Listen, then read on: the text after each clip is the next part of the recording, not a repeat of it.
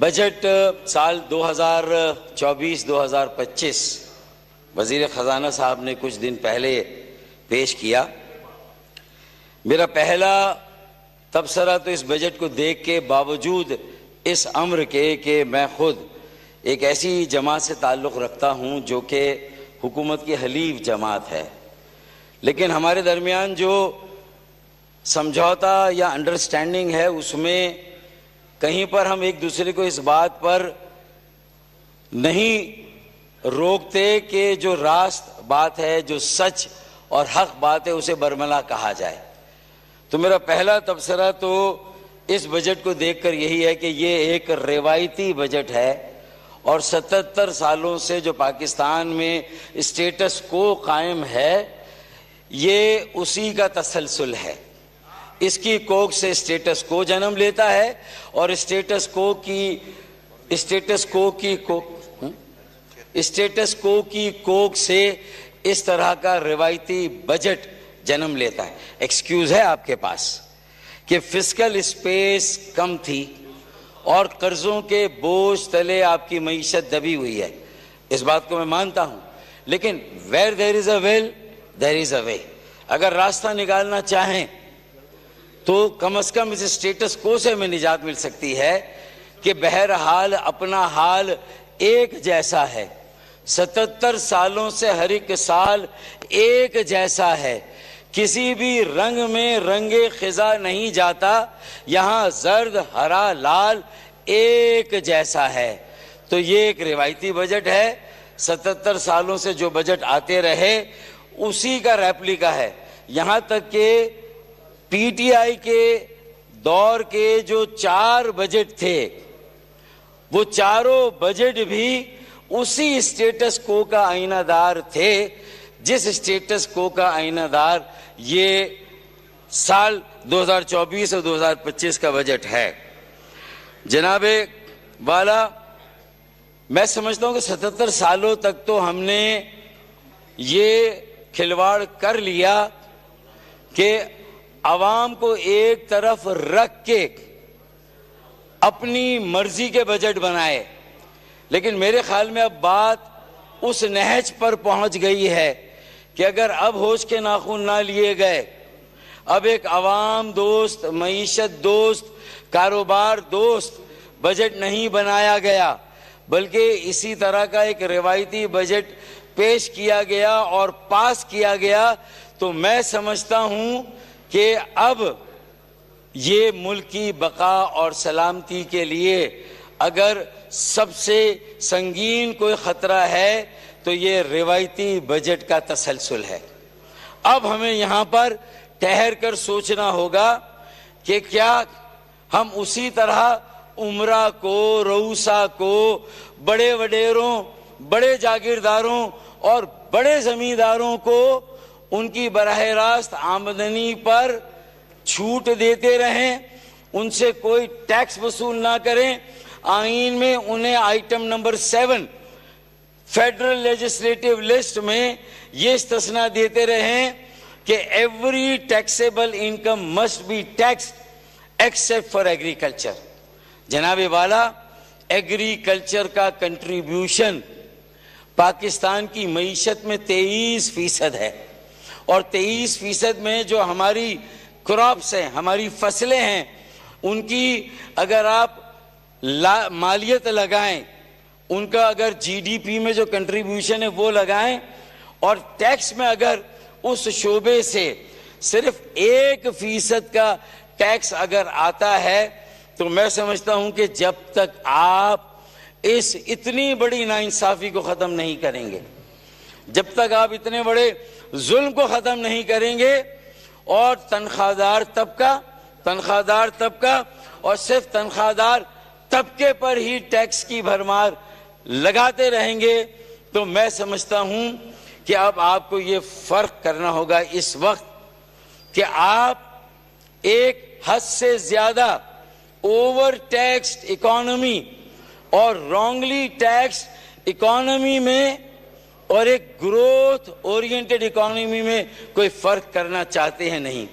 پوری دنیا tax free رجیم پہ جا رہی ہے، پوری دنیا ٹیکسوں عام مڈل کلاس پر، ایک غریب آدمی پر، ایک تنخواہ دار طبقے پر ٹیکس کی شرح کو کم کیا جاتا ہے. اور ٹیکس وصول کہاں سے کیا جاتا ہے؟ جو آپ کے براہ راست آمدنی کے ذرائع ہیں وہاں پر ٹیکس لگایا جاتا ہے. تو اسپیکر صاحب، مسئلہ یہ ہے کہ بجلی کی قیمتوں میں اور بلوں میں آپ خوفناک اضافہ کرتے رہیں. گیس نہ آئے لیکن گیس کے بل آئے، بجلی نہ آئے بجلی کے بل آئیں، پانی کا بحران الگ. روزانہ میری بہنوں، میری بیٹیوں کو پاکستان کے تقریباً مڈل کلاس اور لوور کلاس طبقے سے تعلق رکھنے والے کو آئے دن تنگ کرتا ہے. اسپیکر صاحب، میرا صرف یہ کہنا ہے، بجلی کے بل، گیس کے بل اور پھر ان کی لوڈ شیڈنگ، پھر پانی کا بحران، یہ بنیادی مسائل ہیں.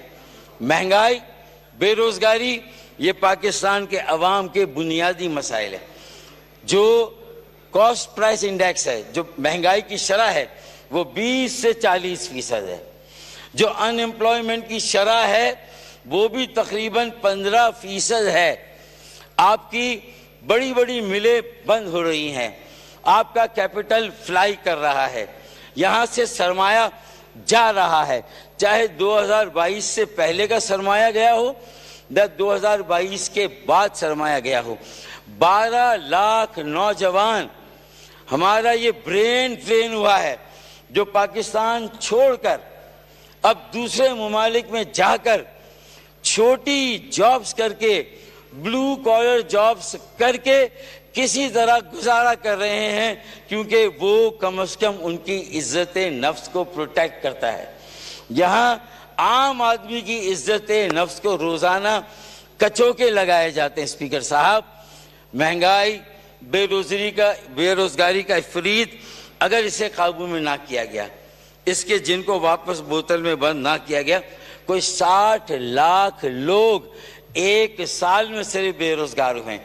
2.5 کروڑ لوگ خط غربت سے نیچے گئے ہیں گزشتہ 2 یا 3 سالوں کے اندر. میرا یہ کہنا ہے اسپیکر صاحب کہ ہمیں فوری طور پر اس بجٹ میں تیل، گیس، بجلی اور یہاں تک کہ پانی کے بلوں میں کمی کرنی ہوگی، اور یہ اس طرح ہوگا کہ جو ان اشیاء پر سیلز ٹیکس ہے اس میں کمی کریں. جو سیلز ٹیکس تیل یا پیٹرول پر لگتا ہے 17% کا، جب اسی تیل سے بجلی بنتی ہے تو اس پر 17%، 18% کا اور ٹیکس ہے. یہ ڈبل ٹیکسیشن ہے جو لوگوں سے وصول کیا جاتا ہے. پیٹرولیم ڈیولپمنٹ لیوی بھتہ ٹیکس ہے.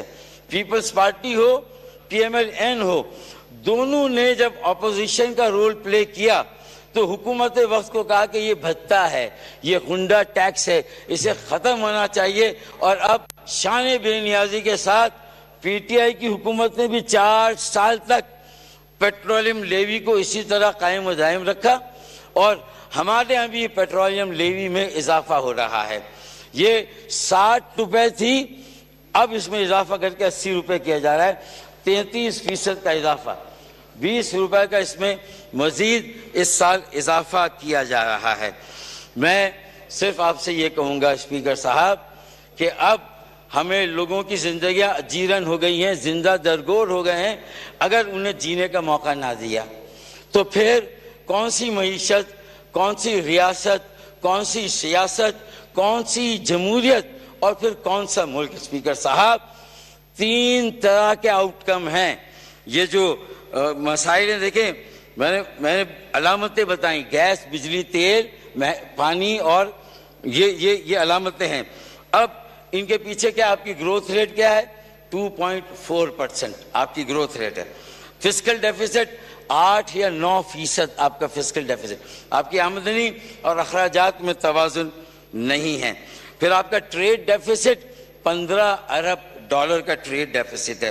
پھر اس کے اوپر سونے پہ سہاگا، جلتی پر تیل کا گام، آپ کا جو ہائی مارک اپ ریٹ ہے 23% کا.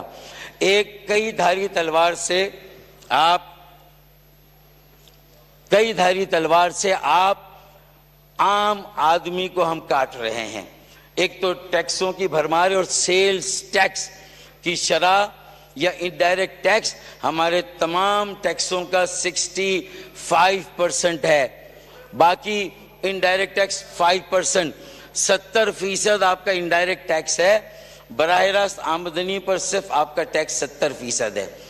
YouTube पर गूगली न्यूज देखने के लिए youtube.com की सर्च बार में गूगली न्यूज टीवी टाइप करें। गूगली न्यूज के पेज पर सुर्ख रंग के सब्सक्रिप्शन वाले बटन पर क्लिक करना ना भूलिए। YouTube पेज पर अपलोड होने वाली वीडियोस से बाखबर रहने के लिए बेल आइकन पर क्लिक कीजिए। आपको हर नई वीडियो के बारे में नोटिफिकेशन मौसूल हो जाएगा।